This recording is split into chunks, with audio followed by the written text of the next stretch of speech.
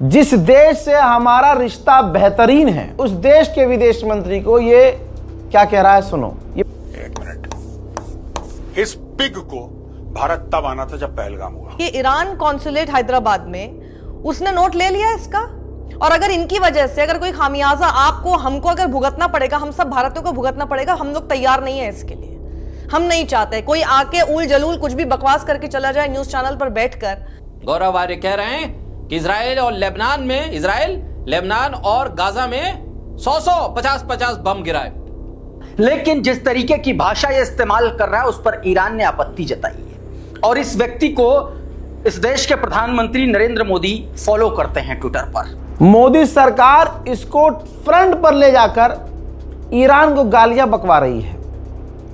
मोदी जी इसको फॉलो करते हैं, और अगर ईरान कॉन्सुलेट इसके ऊपर ट्वीट कर रहा है तो ईरान इस बात को समझ रहा है कि भारत में ये सब चीजें क्या की जा रही हैं, और इसीलिए अब नजर नरेंद्र मोदी की सरकार पर है। एमईए से लोग इस वक्त गुहार लगा रहे हैं ट्विटर पर जाके कि भैया इसके ऊपर एक्शन लिया जाए। अगर मोदी देख रहे हैं कि भाई ये हमारे रिश्ते किसी देश के साथ खराब कर रहा है और सामने से मोदी जी कुछ नहीं कह रहे हैं, तो इसका मतलब मोदी जी का ही है, मतलब चुप रहकर साथ दे रहे हैं मोदी जी। जो नरसंहार का समर्थन करने वाले लोग हैं ये दरअसल इंसानी खून के सौदागर हैं। मजहब और धर्म का नाम लेकर पैगंबर इस्लाम को गाली, कुरान पाक का अपमान, ये तमाम चीजें करते हैं, लेकिन मुसलमानों ने रेड लाइन बनाई ही नहीं है। फिर से कह रहा हूं, पूरी दुनिया का हैवान और राक्षस भी कोई इंसान है, वो इजराइल के इस लेबनान में किए गए नरसंहार को सपोर्ट नहीं कर रहा है।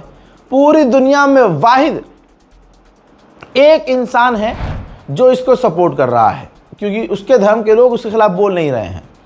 मेजर गौरव आर्या, इसने नेशनल मीडिया पर, गोदी मीडिया पर खड़े होकर साफ साफ कहा है, बहुत साफ साफ, कि वो आपने सुना होगा, ये भी वीडियो है, कि वे हम इजराइल के सगे भाई हैं, इजराइल हमारा सगा भाई है, और मैं तो कहता हूं लेबनान पर 100 बम और मारे और गाजा पर 50 बम और। इसी को लेकर ये देखिए, ईरान की जो काउंसलेट है हैदराबाद में, उसने नाराज़गी जताई है और अच्छा खासा बयान दे दिया है, और मेजर गौरव आर्या को मेंशन करके बयान दिया है। लेकिन मोदी सरकार इतनी बेशरम और बेहया है कि इस सेल्फ मेड मेजर को रोकेगी नहीं। इस मेजर गौरव आर्या की अगर बात आपको याद दिला दूं, ये हराम का पिल्ला, गंदी नाली का कीड़ा, ये सुअर की नस्ल, ये जो जंग में से भाग गया था, ये लड़ाई नहीं था, इसने पता है क्या कह दिया था, साबुन का पानी घोलकर पी लिया और कह दिया जी पेट खराब है। ऐसी बातें घूम रही हैं इसके बारे में। कितनी कौन सी जंग लड़ी इसने भाई, जंग वंग कुछ नहीं, जंग का मौका आया तो भाग लिया वहां से और आकर टीवी पे बैठ गया कि मैं मेजर हूं। अब समझ रहे हो, असलियत ये है भाई। एक वक्त ये था, अभी 1 साल पहले का वीडियो है ये, इसमें इसने ईरान के विदेश मंत्री अब्बास आराक्ची को सुअर कहा था। सोचिए, आप लोग भूल गए हैं ना, मैं याद दिला रहा हूं कि ये सुअर कैसा है, ये किस नस्ल से है, और इजराइल से भी खतरनाक है ये, और पूरी दुनिया के लिए खतरनाक है। इसकी सोच देखिए, जिस देश से हमारा रिश्ता बेहतरीन है उस देश के विदेश मंत्री को ये क्या कह रहा है, सुनो। एक मिनट। इस पिग को भारत तब आना था जब पहलगाम हुआ। हजरात, ईरान ने पहलगाम में हुए हमले की निंदा की थी, पाकिस्तान का साथ कभी नहीं दिया, लेकिन जो पड़ोसियों की मेहनत से और चुपके चुपके कार्यक्रम करके जो पैदा हुआ गंदी नस्ल का कीड़ा है, मोदी सरकार इसको फ्रंट पर ले जाकर ईरान को गालियां बकवा रही है। मोदी जी इसको फॉलो करते हैं, यानी ये मोदी जी से बातचीत भी करता होगा। हमें तो मोदी पे भरोसा नहीं है, और इसकी लैंग्वेज से तो मोदी पर बिल्कुल भरोसा नहीं है, क्योंकि मोदी इसे फॉलो करते हैं, और ये जाहिर सी बात है मोदी ही गाली बकवा रहे होंगे। अगर मोदी देख रहे हैं कि भाई ये हमारे रिश्ते किसी देश के साथ खराब कर रहा है और सामने से मोदी जी कुछ नहीं कह रहे हैं, तो इसका मतलब मोदी जी का ही है, मतलब चुप रहकर साथ दे रहे हैं मोदी जी। तो ये है मेजर गौरव आर्या। लेकिन मैं तमाम शिया समुदाय से अपील करता हूं, क्योंकि भाई हम अहले सुन्नत में कोई ऐसा नहीं है जो खड़ा होकर एफआईआर कर दे। ठीक है, आप ये लड़ाई लड़ रहे हो, हर फ्रंट पर आप लड़ रहे हो, तो कम से कम इसकी तमाम वीडियोस इस तरह की निकाली जाए और इस पर बताइए कहाँ एफआईआर की आप लोगों ने, कहाँ प्रोटेस्ट किया? कहीं प्रोटेस्ट किया आप लोगों ने? नहीं किया। आपने रेड लाइन बनाई ही नहीं। कोई आता है पैगंबर इस्लाम को गाली बकता है, हमारी कोई रेड लाइन नहीं है। कितनी एफआईआर हो जाती है, कहाँ प्रोटेस्ट हो जाते हैं भाई। अभी भी अब चुनाव करीब आ रहा है, गिने चुने चेहरे जो हमेशा से ये काम करते हैं, मजहब और धर्म का नाम लेकर पैगंबर इस्लाम को गाली, कुरान पाक का अपमान, ये तमाम चीज़ें करते हैं, लेकिन मुसलमानों ने रेड लाइन बनाई ही नहीं है। मुसलमान जाएगा ही नहीं एफआईआर करने, मुसलमान प्रोटेस्ट करेगा नहीं, मुसलमान राष्ट्रपति को चिट्ठी लिख नहीं सकता, मुसलमान अगर कंप्लेन नहीं हो रही है, कोई पुलिस वाला कंप्लेन नहीं लिख रहा है, कोई थाना कंप्लेन नहीं लिख रहा है, तो मुसलमान इतना स्मार्ट नहीं है, इतना दिमाग नहीं है, ना इतना दम दिखाता है कि कोर्ट का रुख कर ले, सीधा कोर्ट से आदेश दिलवा दे ना। होना ये चाहिए था, जैसे ही आप लोगों ने मेजर गौरव आर्या को ईरान को उल्टा सीधा बोलते हुए सुना, तुरंत उस पर एफआईआर होनी चाहिए थी, क्योंकि देश में मोदी जी भी संविधान से ऊपर नहीं है। भले ही मोदी इसको फॉलो करते हों, लेकिन संविधान से ऊपर हमारे मुल्क में कोई नहीं है। कंप्लेन करनी चाहिए थी। कल वो उसने अब्बास अराक्ची जो ईरान के विदेश मंत्री, उन्हें गाली बकी थी, आज नरसंहार का साथ दे रहा है। जब ये बोल रहे थे, इनका ऑडियो बिल्कुल प्रॉपर था, अच्छा खासा लाउड था, चाहते तो फेड आउट कर सकते थे, लेकिन क्योंकि वो मानते ही नहीं है कि जो भी कह रहे थे गलत कह रहे थे। चैनल जो चाहता है वही बात ये बोल भी रहे थे। इन्हीं सब चीजों से टीआरपी मिलती है, एंकर भी बीच में आकर कुछ नहीं कह रहा है। तो ये सारे साइंस ये बताते हैं कि this is what these channels want to propagate. और ये सारे न्यूज चैनल्स, देश की सरकार, मोदी सरकार जरा देख ले कि ये आप लोगों के भी डिप्लोमेसी पे, आप लोगों के काम पर भी किस तरह से मिट्टी डाल रही है। मतलब अगर हमारे देश का कुछ नुकसान होगा ना, उसमें सबसे बड़ा योगदान ये न्यूज चैनल और इस पर बैठे ऐसे लोगों का होगा। इनको बैन कर देना चाहिए।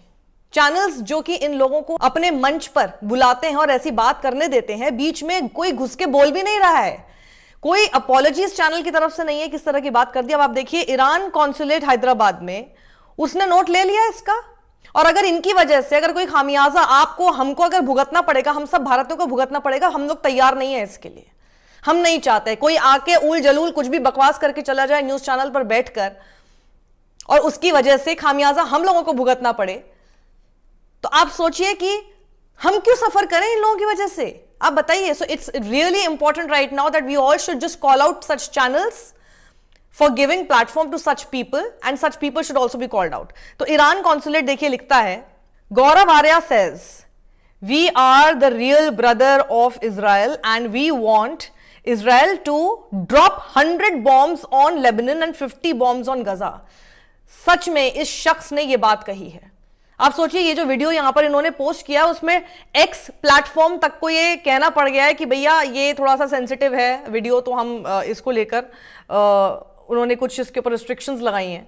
लेकिन जो चीज एक्स पर कॉल आउट करने के लिए यूज की जा रही है, उसको एक्स प्लेटफॉर्म भी मान रहा है कि वो सही नहीं है। ये हमारे देश के एक नामी गिरामी चैनल जिसकी अच्छी खासी व्यूअरशिप है, जो जिसकी रीच है, वहां पर बोला गया है, ये लोगों के ड्राइंग रूम्स में, लोगों के बेडरूम्स तक ये जहर और ये ऐसी बात पहुंची है जिसका खामियाजा हमको भुगतना इसलिए पड़ सकता है क्योंकि ईरान कॉन्सुलेट ने इसके ऊपर ट्वीट कर दिया है। और अगर ईरान कॉन्सुलेट इसके ऊपर ट्वीट कर रहा है तो ईरान इस बात को समझ रहा है कि भारत में ये सब चीजें क्या की जा रही हैं, और इसीलिए अब नजर नरेंद्र मोदी की सरकार पर है। एमईए से लोग इस वक्त गुहार लगा रहे हैं ट्विटर पर जाके कि भैया इसके ऊपर एक्शन लिया जाए, इस आदमी को एक तो बैन कराया जाए इन न्यूज चैनल्स पर, और इसे ऐसे सब न्यूज चैनल जहां पर इस तरह की बातें की जाती हैं उनके ऊपर एक्शन लिया जाए। तो ये देखिए, आगे इन्होंने लिखा है कि मेजर गौरव आर्य को टैग करके लिखा है कि brotherhood with a genocidal and occupying regime has no credibility. It's the classic gaslighting circular argument. Israel invades, which leads to people resist, which leads to Israel blames the resistance to justify even more invasions. ये जो Israel जिस तरह की बात बोलता है, बिल्कुल ऐसी ही बात ये लोग खुद तो न्यूज चैनल के स्टूडियो में जाकर खड़े होकर अपने आप को बहुत तीसमार खां ये एक्स सोल्जर समझ रहे हैं, और वहां पर जो कम से कम 100 पीस कीपिंग इंडियन सोल्जर्स पहुंचे हुए हैं, लेबनान में हैं, उनके ऊपर 100 बम गिराए जाएं, इस तरह की बात कर रहे हैं। इसीलिए देश की मोदी सरकार, आपको इसका कॉग्निजेंस लेना पड़ेगा, एक नोटिस भेजना चाहिए इस चैनल को, इस आदमी को ऑफ एयर कर देना चाहिए सारे न्यूज चैनल से, क्योंकि ये कोई पहली बार नहीं है, ये पहले भी इसी तरह की बातें कर चुके हैं। This is not the first time that this person is doing something like this and he keeps on repeating it. और ये रिपीटिशन क्यों हो रहा है? क्योंकि न्यूज चैनल्स इनको प्लेटफॉर्म देते हैं, वरना ये कहां बोल पाएंगे अगर आप किसी को मंच ही नहीं देंगे इस तरह का। और उसमें मैं सबसे ज्यादा हैरान इस बात पर इसलिए हूं क्योंकि ना एंकर बीच में घुस के बोल रहा है कि नहीं मेजर गौरव आ रहा है, आप ये जो है इस तरह की बात कैसे बोल सकते हैं, ना ही उसने बीच में इंटरजेक्ट करके बात बोली कि ये इनकी अपने ओपिनियन है, ये हमारे ओपिनियन, चैनल के ओपिनियन नहीं है। कुछ भी नहीं ऐसा कहा गया। It was endorsed silently. Gaurav साहब, प्रधानमंत्री मोदी ने फादरलैंड कहा है इजराइल को, फादरलैंड, और भारत को मदरलैंड। तो आपका तो बाप और मां का रिश्ता हुआ ना, ये भाई किस एंगल से आपने बना लिया। बहरहाल आप एंगल निकालते रहिए, लेकिन सवाल ये, जो देश गांधी का देश, जिस गांधी ने अपने सीने पर गोली खा ली लेकिन हिंसा के लिए एक शब्द का इस्तेमाल नहीं किया, उस गांधी के देश से गौरव आर्य जैसे लोग दुनिया को मैसेज दे रहे हैं कि हम जेनोसाइड के साथ हैं। गौरव आर्य कह रहे हैं कि इजराइल और लेबनान में, इजराइल, लेबनान और गाजा में 100 50 बम गिराए। साहब 100-50 तो छोड़िए, आपके आसपास अगर 2-3 बम गिर गए ना, कहां से कहां भागेंगे आपको भी नजर आएगा। अभी गैस की लाइन कम लगी है आपके आसपास, 100-50 बमों की बात आप कर रहे हैं, 5-6 बम आपके आसपास आ गए ना तो फिर हालत खराब हो जाएगी। ये बड़बोले लोग हैं, ये चैनल्स पर बैठकर चैनल से पैसा लेकर ऊट पटांग बोलने वाले लोग हैं, जो नरसंहार का समर्थन करने वाले लोग हैं। ये दरअसल इंसानी खून के सौदागर हैं। गौरव आर्य ने कहा कि हम इजराइल के सच्चे भाई हैं और हम चाहते हैं कि इजराइल लेबनान पर 100 बम और गाजा पे 50 बम गिराए। ये गिनती उन्होंने बताई। बहुत ही विवादास्पद बयान, ये भी तीखी प्रतिक्रियाओं के साथ आई है। इसपे ये कहा जा रहा है कि गौरव आर्य की विचारधारा ही नरसंहार की है, कब्जे का समर्थन करने वाली विचारधारा है। ये समझदार व्यक्ति की भाषा नहीं हो सकती।